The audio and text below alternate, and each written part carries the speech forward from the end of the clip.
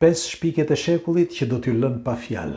5 shpike që dikur mendoheshin si fantazi. Dikush pretendonte se ishin vetëm filma, por sot janë realizuar. Dhe unë jam i bindur që shumë prej jush ndoshta këto nuk i dinin. Ndiqeni me kujdes. Informacion vërtet i rëndësishëm. Si gjithmonë kush është rastisht, nëse nuk e ka bërë ende bëjni like faqes dhe videos që të shihemi sërish dhe faleminderit për mbështetjen. Atëre, numër 1, telekinezi. Telekinezi lindi pikërisht sepse lindi në Kinë. Në Kinë, që prej viteve të hershme, bënin këtë kontaktin, si mund të quhet, ose këto forma lëvizjeje, ose si mund të quhen, ato që shkaktare, pra të mendjes së njeriut, me anë të forcës së mendjes, pra shkaktare që ti shkakton diçka, një trurit njeriu, një lëvizje të një objekti etj. Dhe ky tashmë kjo metodologji, si mund të quhet, telekinezi është e arritur, sepse është arritur nëpërmjet disa testeve të kryera dhe si përfundim njerëzit tani shkenca e ka arritur. Dhe çfarë bëjnë? Kanë lidhur disa sensor që i lidhin në tru dhe nëpërmjet trurit dhe kompjuterit komunikojnë. Padyshim keni parë edhe disa shpike që ka bërë Elon Musk. Njëra prej tyre është pikërisht një sensor që ka një mikrochip brenda, i cili mund të lidhet me kafkën e trurit. Mund të vendoset ose majtas ose djathtas, në disa vende vendoset edhe majtas, ose në fontanelën sipër. Dhe ti mund të komunikosh me kompjuterin, por dikush nga ju do thotë, po mirë, ç'lidhje ka ti u bërë me kompjuter. Shiko, nuk është fantazi, nuk është diçka e thjeshtë kjo, është diçka shumë komplekse dhe ne sot kemi arritur. Madje me anë të forcës së mendjes ti mund të lëvizësh objekte, pra mund të lëvizësh një kompjuter, mund të shkruash në një kompjuter, mund të marrësh ose të hapësh faqe në atë kompjuter dhe të marrësh informacione. Pra telekinezi është arritur. Ndose dikur mendohesh si një film ose si një fantazi që e bënin vetëm kinezët nëpër filma vizatimor.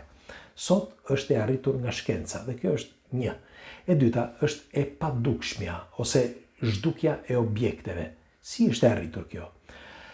Atëre, objektet me anë të një sistemi që thyejnë dritën, duhet të dini diçka që e kemi thënë dhe herë të tjera, por do t'ja u përsëris.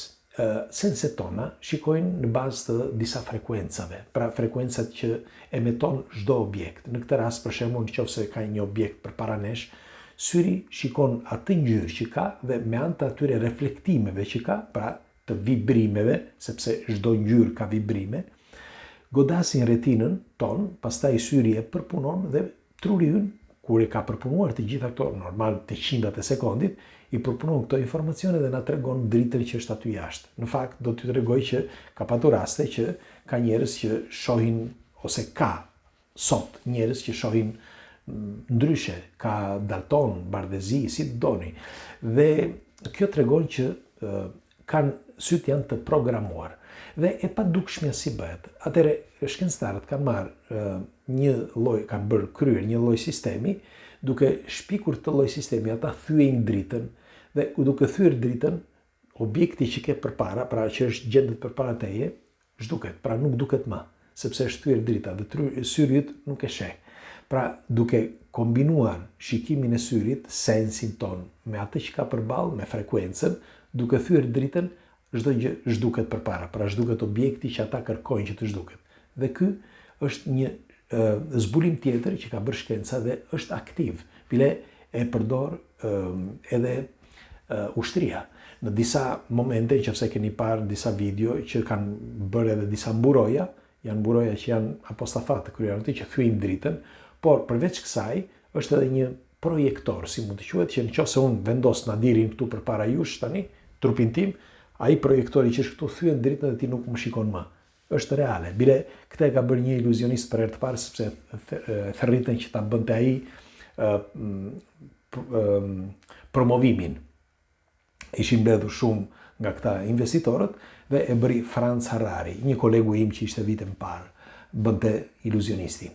Dhe ai u zhduk pra në një kuti, të gjithë menduan se ishte diçka që nuk ekzistonte, disa menduan që ishte 3D etj. Megjithatë, ky është dyshi që është shpikur nga shkenca. 3. Rigjenerimi. Rigjenerimi i gjymtyrëve. Ju e dini shumë mirë që gjymtyrët është pak vështirë që të rigjenerohen, sepse duke u bërë vetvetiu qofse thyet një krah apo një këmbë apo lëkura, duhet shumë kohë. Kurse tani me anë të nanoteknologjisë lindin qelizat e reja dhe mund të krijohet një krah apo një këmbë sipas dëshirës që ti do. E di që duken si fantazi, por janë aktuale. Bile do t'ju them, tashmë bëhen edhe organe, bëhet zemra, qofse me fjalë me AI, me 3D, bëhen mushkrit, bëhen çfarë të duash ti. Bile kryen para disa ditësh një zemër, e krijuan një zemër, shkencëtarët, e cila e kryen me AI, e kryen me anë të inteligjencës artificiale dhe ajo mund edhe të normal, me qeliza, jo kështu nga hiqi, dhe ajo funksiononte tamam si një zemër dhe pulsonte. E keni në lajmet e fundit që ka dalë. Pra, çdo lloj gjymtyre ose çdo lloj pjese të trupit ne kemi arritur që ta rigjenerojmë. Dhe ky është një arritje madhështore.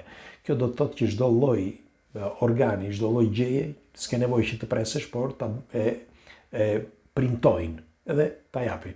Pra, jemi bërë si fotokopjatrishe, me pak fjalë. Kështu që kjo është shpikja 3. Shpika 4 është fluturimi. Dikur ne thoshim që kanë disa filma që tregojnë disa alien që vinë nga hapësira dhe fluturojnë nga hiqi, fluturojnë kështu në këmbë apo dhe ne mendojmë se ishin vetëm fantazi. Sot ne kemi bërë disa shpikje që janë disa tuta me disa ato tutat si të astronautëve, me skafandë e tjerë, dhe kanë disa mikroturbina të vogla që me anë të shtytjes të energjisë që kanë brenda, sepse janë të vogla, të holla dhe të vogla, i kanë në përkëmbë dhe në përduar, me anë të tyre mund të fluturosh në ajër. Bile, jo vetëm kaq, por mund të ecësh deri në 130-137 km/h. Dhe mund të kesh një autonomi rreth 1 orë me karburantin, si mund të quhet, dhe shtytjen që ke brenda. Pra, edhe fluturimi sot pa asnjë lloj gjëje, vetëm me këtë lloj tute që ke sipër, mund të fluturosh që dikur ne na duke si fantazi. Dhe kjo është shpikja tjetër, pra e katërta, shpikja e katër është shikimi. Shikimi i njeriut tashmë janë krijuar disa nanoteknologji që me anë të retinës janë infrared ato, dhe me anë të retinës duke u vendosur brenda ato mikrogrimcat, që janë nanoteknologjia përsëris, ti mund të shohësh edhe natën. Mund të shikosh, normal shikon, për momenti shikon me infrared, për afërsisht, në fjalë duket pak a shumë si bardhëzi, ose në blu, por ti e sheh natën pa asnjë problem, ashtu si sheh dhe ditën. Dhe kjo është e arritur. Bile do t'i them, përveç kësaj është krijuar një sistem i ri që mund të shikojë njeriu. Është një grua nga Kanadaja që është bërë një operacion pikërisht para disa ditësh, 75 vjeçe, dhe i kanë marrë një dhëmb nga goja së bashku me kockën e gojës dhe ja kanë vendosur tek kornea, që është ajo e syrit. Gruaja kishte humbur shikimin vite më parë, rreth 10 vjet më parë, dhe me anë të këtij lloji sistemi, një sistem i ri që nuk njihej më përpara, tani gruaja mund të shohë. Nuk është se sheh 100%, por ka rekuperuar rreth 80% të shikimit, dhe kjo është një arritje madhështore. Njëkohësisht, siç u thash, që mund të shohin edhe natën. Është gjeniale, pra si shpikje. Dhe shpikja e fundit është leximi i mendjes. E dëgjohet mirë. Nëse dikush nga ju mendon që nuk lexohet mendja, në qoftë se do të vendosin, pra në qoftë se nesër pas nesër mund të shkoni në një supermarket apo në një shëtitje kudo që jeni dhe aty ndodh diçka dhe ju i gjendeni mes një raprezalje apo një problemi, ju marrin në pyetje dhe aty në qoftë se ju marrin në pyetje mund t'ju gjejnë në qoftë se ju thoni të vërtetën apo jo, apo po gënjeni. Është shumë e thjeshtë. Sepse përveç se tani me anë të asaj makinës së vërtetës, makina de la verità, si quhet ajo, makina e së vërtetës, që ti mani mend që vën këtu ato sensorët edhe të bëjnë pyetje dhe ti dhe të shikon, të kontrollon trurin, e njëjta gjë parafërsisht, por është shumë më e zhvilluar sepse bëhet me anë të inteligjencës artificiale. Dhe çfarë bën mendja? Dëgjojeni me kujdes. Mendja, në momenti që inteligjenca artificiale i kërkon, fillon impulset dhe impulset kërkojnë që nëse do kërkoj që të gaboj, pra që të thot gënjeshtra, krijon disa impulse që janë jashtë rektorit ose trajektores të së drejtës. Dhe çfarë bëjnë? Inteligjenca artificiale i kap këto informacione që të gjitha informacionet që ti jep, dhe i seleksionon që të gjitha në kohë reale. Në qoftë se ti ke thënë apo nuk ke thënë të vërtetën, ajo është në gjendje që ta di deri në 90%, në qoftë se ti ke thënë të vërtetën ose jo. Sepse duke i marrë të gjitha këto informacione, i transformon këto informacione në video dhe në imazhe. Dhe ti nuk mund të gënjesh dot për të vetmen arsye, sepse nëse krijohen në video dhe imazhe, ti e ke përshkuar jetën tënde, pra në atë moment që ti po tregon një ndodhie, për shembull, nga kjo orë deri në këtë orë.